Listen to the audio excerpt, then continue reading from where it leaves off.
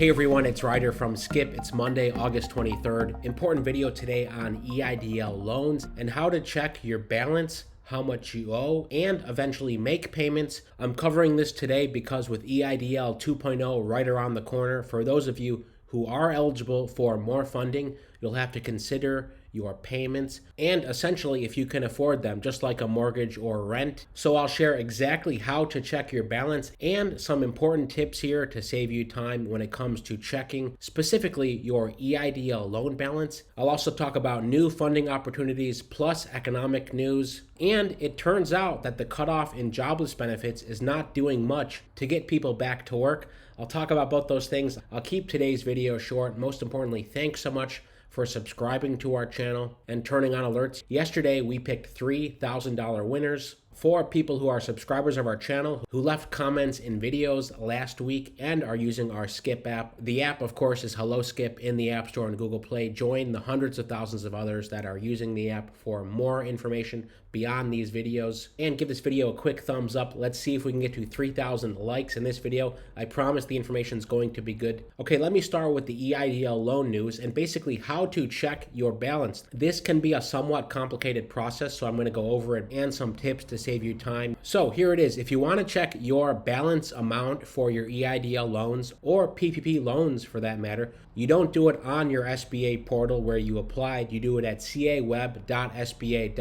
So once you go to that address, you can log in or create an account. Now they've done a fresh front-end design here. However, once you get inside the system, it's still the old school flow. So be forewarned. So if you have not created an account before on caweb.sba.gov, you have to go through a form like this. It is very finicky. You know, if you miss one thing, you don't get in your state or a zip code, you'll basically have to re-enter a lot of it, including your password again. So it's not that fun. Give yourself a few minutes, especially with the security questions. It's one of these old school flows where it asks you to remember your childhood, pet, hero, first concert, favorite person in history, where were you on New Year's 2000, things like that. You have to choose a few of these questions to answer. Once you set that up, there's a few more steps to authenticate you. And then eventually you'll be logged into a home screen. You will need to click borrower on the top left of that home screen, and then you'll get to a summary screen like this, which will give any and all loans you have with the SBA. It will not include EIDL grants, since you don't have to pay those back. EIDL grants/advances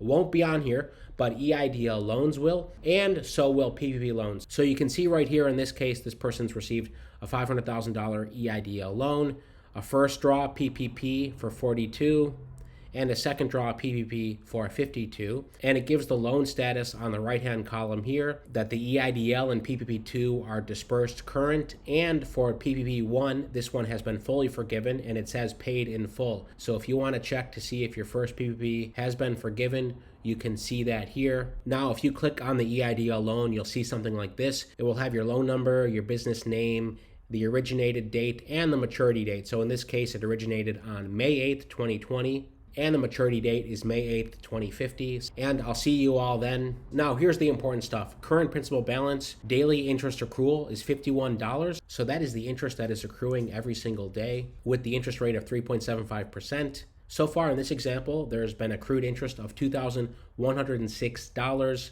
and outstanding interest of $6,595 for a total interest of $8,700. Again, this is over the last year, so keep that in mind. You know, the interest is substantial. Some of you have chosen to pay off EIDL loans rather than take more. I always say it's good low interest capital to stabilize your business, to grow your business, but I'm emphasizing this because these are payments that will start next year. We don't want people to default because they weren't aware of what these payments would look like. So here's the payment info. Next installment due date in this case is May 8th, 2022 with the payment amount of $2,514. Again, you can prepay more if you want, but in this case, at this loan amount, the minimum would be $2,500 per month, okay? So that's a payment you're gonna need to be making starting in 2022. So as we get into EIDL 2.0, if you are potentially eligible for more, and by the way, you can check your increase amount on the Skip website. Go to EIDL2.com to get into the Skip dashboard. You can put in your 2019 revenue, cost of goods sold, EIDL funding received to date, and calculate your EIDL increase potential. Now, if you receive PPP and you want to check PPP status, let me show you that example. This is one of the PPP loans that has been forgiven. So you can see at the top, loan status says paid in full. So basically, there is no obligation here. This is just an FYI. In red here, payoff not applicable for current loan type or current loan amount. So you're all set there. If you have a PPP that has not been forgiven yet, it will look like this. It will say loan status dispersed current, but it will also say in red, payoff not applicable for current loan, and that you should contact your lender for payoff information, either your lender or, of course, on the SBA Direct Forgiveness portal. Now, 2 important tips to save you time. This caweb.sba.gov is for checking your balance. You can check interest accrued, what your minimum payment amounts are, but you cannot make payments here. So basically, this is just the ledger of your loans. To make a payment, you need to go to pay.gov. You'll get to a page like this and then click Make an SBA 1201 Borrower Payment. Click Pay It right here. And it will go through several steps where you put in your loan information, your loan number, and your payment information. You can use ACH, PayPal account, or debit card to make these payments. Again, there's a few steps here. It's not an ideal flow, like I said a few weeks ago.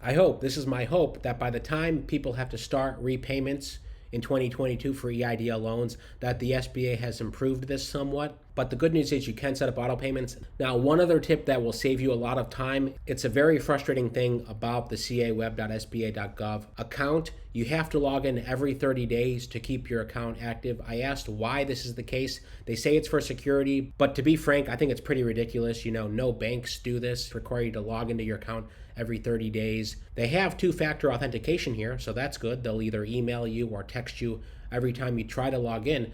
But if you don't log in every 30 days, your account will be suspended and you'll have to call in to re-authenticate. And the call times can get long. So, quick tip, if you want to save time, you can set yourself a monthly reminder to log in. You could put it in your calendar if you're using Google Calendar, and you can select to have this in your calendar every month. Of course, in many cases, that may mean 30 or 31 days, so you might still be locked out. But if you want to set yourself a monthly reminder, you can do it right here. I would imagine 95% of all borrowers will be locked out at some point, and you'll have to call the SBA. I hope they change that as well. As we wrap today's brief video, according to the Wall Street Journal, U.S. expansion slowed in August. A survey shows factories and service providers report sharply slower growth due to the Delta variant. We know case counts continue to grow and that there are troubles in hiring and shipping. Softening demand at a time of rising COVID-19 cases, labor shortages, and persistent knots in shipping networks are restraining businesses in the U.S. and across the globe.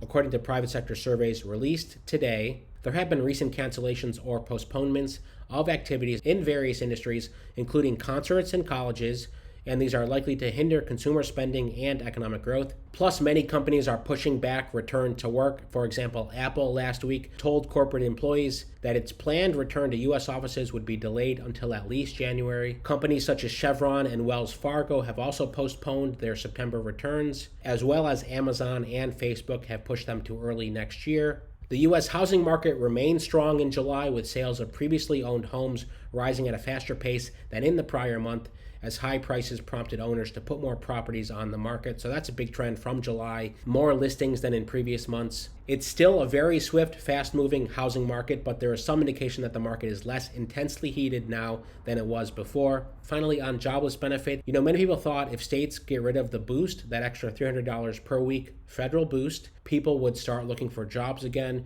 However, the data shows that prematurely ending these federal programs had little effect on employment. This is according to the New York Times, but sharply cut spending, potentially hurting state economies. So far, a total of 26 states, all but one with Republican governors, have moved to end some or all of the expanded unemployment benefits that have been in place since the pandemic began. The governors of those states, along with many business owners, have argued that the benefits discourage returning to work when many employers are struggling to hire. And here's a quote from an economist at University of Massachusetts. The idea was that there were lots of jobs. It was just that people weren't looking. With this new data, the quote goes on, I don't think that story holds up. At the end of July, nearly 9 million people across the U.S. were still receiving these federal benefits, and these programs are set to expire at the federal level in September, and it is unlikely that they will renew. President Biden on Thursday encouraged states with high unemployment rates to use separate federal funds to continue these programs, but it's unclear how many states will. That's today's important update on economic news and EIDL funding, especially if you're thinking about taking on that increase.